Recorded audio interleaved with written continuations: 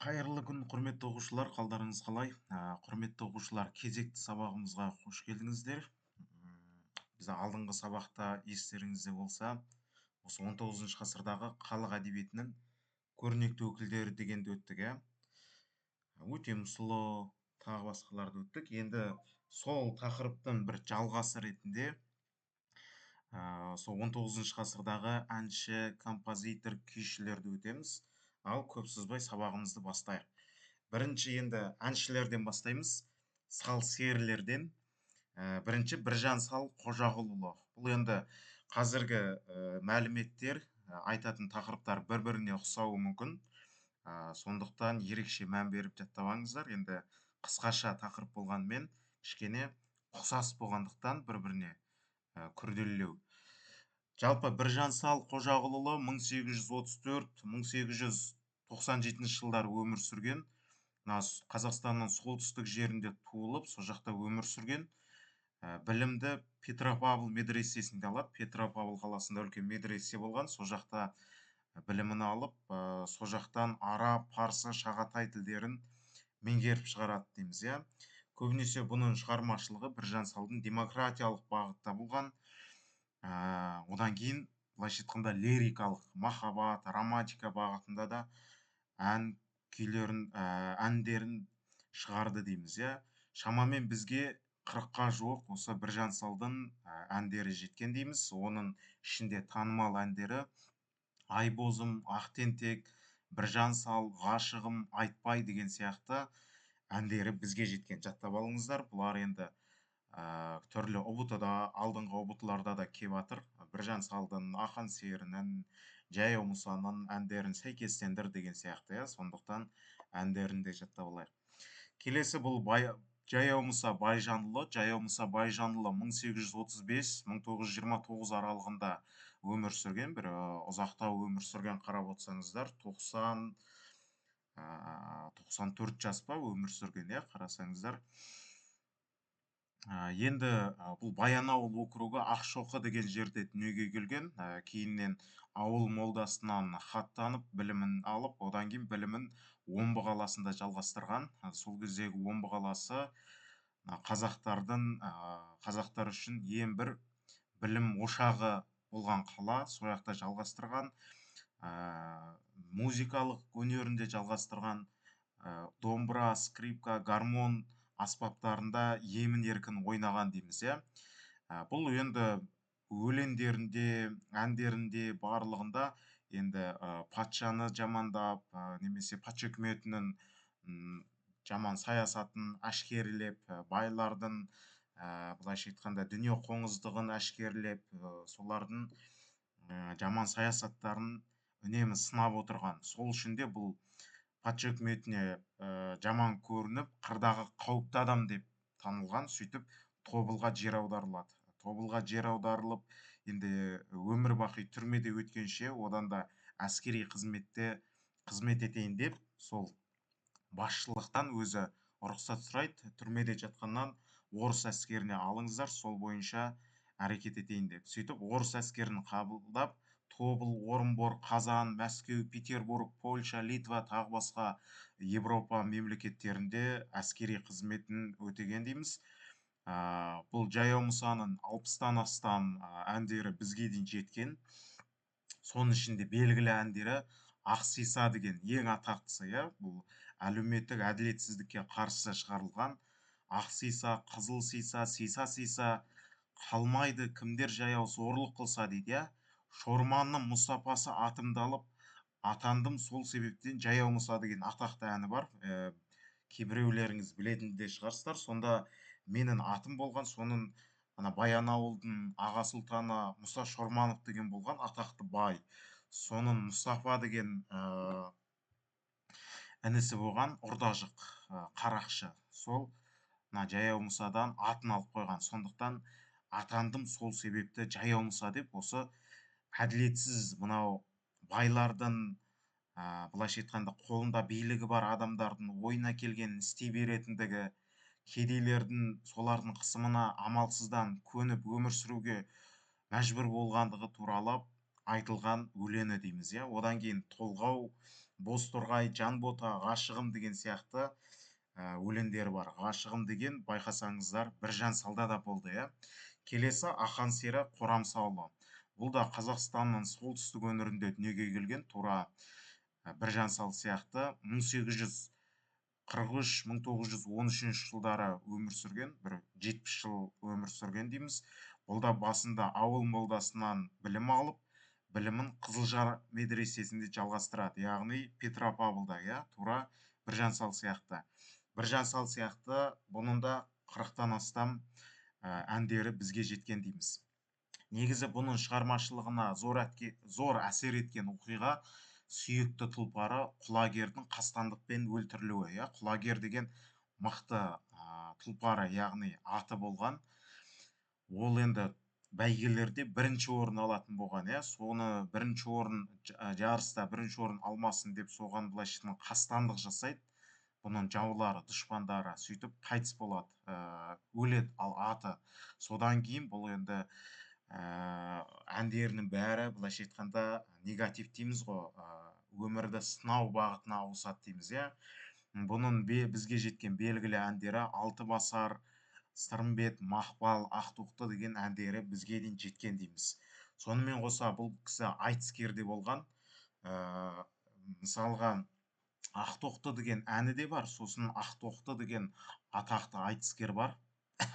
Сол қызбен айтысқан дейміз, иә. Жалпы қыз бен жігіттің айтысының көрнекті өкілі осы Ақан сері мен Ақтоқтының айтысы дейміз. Негізі бізде айтып жатады ғой, қызды 40 үйден тыйған қазақ, қызды былайша айтқанда орандырып, ешқандай шығармай ұстаған деген сияқты. Оның бәрі өтірік. Кәдімгі қыздар да еркектерге бергісіз ел басқарған, қыздар да өзінің ойын ашық айта алатын болған. Оның көрінісі міне осы кәдімгі айтыста Ақан сері деген үлкен тұлға ғой, сонымен бірге айтысып, елдің проблемасын, мұң мұқтажын көтере білген, иә. Біздің қазақтың қыздары ешқандай да былайша айтқанда жасық, былайша айтқанда қысым көрген қыздар емес, наоборот, батыр қыздар болған, намысты қыздар болған, көбінесе көтерілістерде рух берген, жаугершілік заманда еркектермен бірге қазақтың жерін қорғаған, елін қорғаған ер кісілерді қолдаған сондай батыр қыздар болған дейміз, иә. Одан кейін Мұхит Мералыұлы деген атақты әнші бар. Бұл енді көбінесе батыс Қазақстанда, жаңағы үшеуі солтүстік өңірлерде болса, бұл батыс Қазақстанда 1841-1918 жылдары өмір сүрген. Бұл енді халықтық мектептің ірі өкілі, яғни көбінесе халықтық әндер айтқан, халық ән дәстүрін жалғастырған дейміз. Бұның бірі қайғылы махаббатқа негізделген әйгілі әні бар, Бала Ораз деген.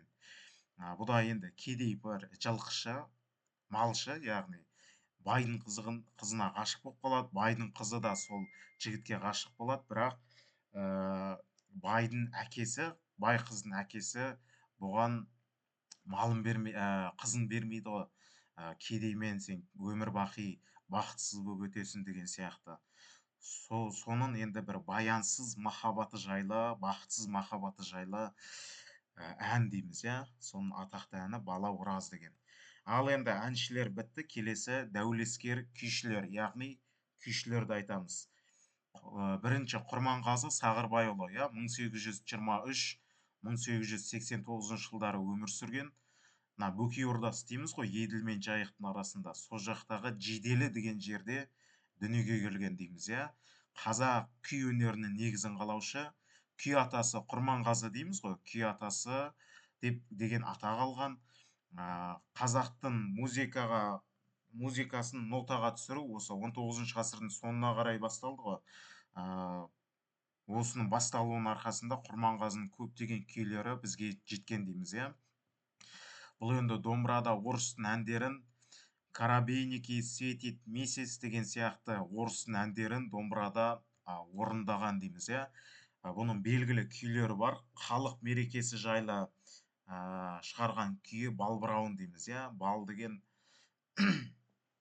кәдімгі вечеринка дейміз ғой. Браун деген сондай бір лауазым, соның балына барып, үлкен халықтық мерекені көрген кезде Балбырауын деген күй шығарған. қазақтың кең даласын сипаттаған күйі десе, сарыарқа деген күйінде сипаттаған, халықтың қасіретін кісен ашқан деген күйінде сипаттаған, ал Исатай Тайманұлына арнаған күйі десе кішкентай дейміз, иә. Жалпы Құрманғазының 60-тан астам күйі жеткен бізге. Олардың ішінде әйгілері Адай, Ақсақ киік, Түрмеден қашқан, Қайран шешем, Ертең кетем, Балбырауын, Сарыарқа, Кісен ашқан, кішкентай тағы басқа күйлері жеткен дейміз, бізге дейін. Келесі Дәулеткерей Шығайұлы. Дәулеткерей Шығайұлы да атақты күйші, бір жағынан билеуші сұлтан деген қызмет атқарған. Бұл енді кіші жүзде Шығай деген хан болды ғой, соның баласы Дәулеткерей Шығайұлы дейміз. Сондықтан да бұл сұлтан болса да өзі күйші, өнерлі адам болған. Бізге жеткен бұның 40-қа жуық күйі бар. Халық арасында соның ішінде Жігер, Бұлбұл, Қоңыр, Тартыс, Желдірме деген атақты күйлері кең тараған дейміз, иә. Бұның күйлері негізінен лирикалық, нәзіктік, терең сезім, яғни романтикалық күйлер жатады. Бұл енді күй өнерін жаңа деңгейге, жаңа сатыға көтерген тұлға дейміз. Келесі Тәттімбет Қазанғапұлы. 1815-1862 жылдары өмір сүрген, Қарқаралы округінде болыс қызметін атқарған, яғни болыс болған, Абай сияқты. Ресейдің императоры бар ғой, екінші Александр деген, соның ұлықтау рәсіміне қатысқан. Ұлықтау рәсімі деген инаугурация, инаугурация, жаңадан сайланған кезде соны салтанатты түрде таққа отыру рәсімі ғой, былайша айтқанда. Соның ұлықтау рәсіміне Петербургқа барып қатысқан Тәттімбет Қазанғапұлы бір жағынан болыс болған, бір жағынан күйші болған дейміз, иә. Бұл енді Шоқан Уәлиханов, Григорий Потанин, Адольф Янушкевич сияқты мықты ғалымдармен таныс болған. Бұның белгілі лирикалық күйлері Саржайлау, Былқылдақ, Сарыөзен, Бестөре, Қосбасар деген атақты күйлері бар. Тәттімбет Қазанғапұлы шертпе күй мектебінің негізін қалаушы, шертіп тартатын күйлердің негізін қалаған. Келесі Ықылас Дүкенұлы. Ықылас Дүкенұлы бұл атақты қобызшы, 1843-1916 жылдары өмір сүрген. Қазіргі Қарағанды облысында, яғни орталық Қазақстанда туылған. Бұның отбасы әулетімен өте өнерлі, әкесі де мықты қобызшы, ата-бабалары жыршы, бақсы болған. Бұның атақты күйлері бар, патша шенеуніктерін, байларды сынап, әжуалап жазған күйлері, Жарыс патша, Бестөре деген сияқты күйлері жеткен дейміз, бізге дейін. Бізге дейін тағы да Жезкиік, Кертолғау, Аққу, Жалғыз аяқ, Қорқыт сарыны, Ерден, Қазан деген сияқты күйлері жеткен. Келесі Қазанғап Тілепбергенұлы дейміз, бұл 1854-1921 жылдары өмір сүрген, қазіргі Ақтөбе облысында дүниеге келген. Бұның белгілі күйлері Ноғайлы босқыны, Акоп, Жұртта қалған деген атақты күйлері бар. Бұл төкпе күй өнерінің дамытқан, Тәттімбет Қазанғапұлы шертпе күйін дамытса, Қазанғап Тілепбергенұлы төкпе күйін дамытқан дейміз. Одан кейін келесі Сарымалай. 1835-85 жылдары 50 жыл өмір сүрген, негізі шын есімі Садық. Бұл бала кезінен байдың малын баққан, сондықтан бұны Сары Малай деп атап кеткен. Бұл көбінесе Сыбызғыда ойнаған. Сыбызғыдағы атақты күйлер бар, Қоңыр деген. Бұл Төлеген, Қыз Жібек пен Төлеген дейміз ғой, Төлеген қайтыс болған кезде, соның қаза тапқан белгісі ретінде қаздар қаңқылдап сезеді Төлегеннің қайтыс болған. Сол туралы күйі Қоңыр қаз деген. Одан кейін Нар идірген деген күйі бар. Бұл қарт пен қыз аштыққа ұшырайды. Сол кезде інген дейміз ғой, енді түйенің әйелін дейміз ба, не дейміз, соның інген дейміз, сол енді былайша айтқанда жібіп, идіріп, содан енді сүтін алып, соның арқасында аман қалған, сол туралы Нар идірген деген күйі бар. Сосын Қоңыр бұқа деген бар. Жаулар малды айдап әкеткен кезде, мықты бастап тұрған бұқа сол малды кері қарай жаудан қайтарып өзінің еліне айдап алып келген. Сол туралы күйі қоңыр бұқа дейміз, иә. Жалпы Сыбағызғыда ойнаған атақты күйші. Құрметті оқушылар, осымен бұл тақырып аяқталды. Негізі өте қысқа тақырып, бірақ кішкене жаттау керек, информация өте көп дейміз, иә. Жақсы, құрметті оқушылар, сабақ түсінікті болды деген ойдамын. Түсінікті болса, колокольчикті басып қойыңыздар, лайк басыңыздар, комментарий жазыңыздар. Жақсы, осымен тақырып аяқталды. Сау саламатта болыңыздар.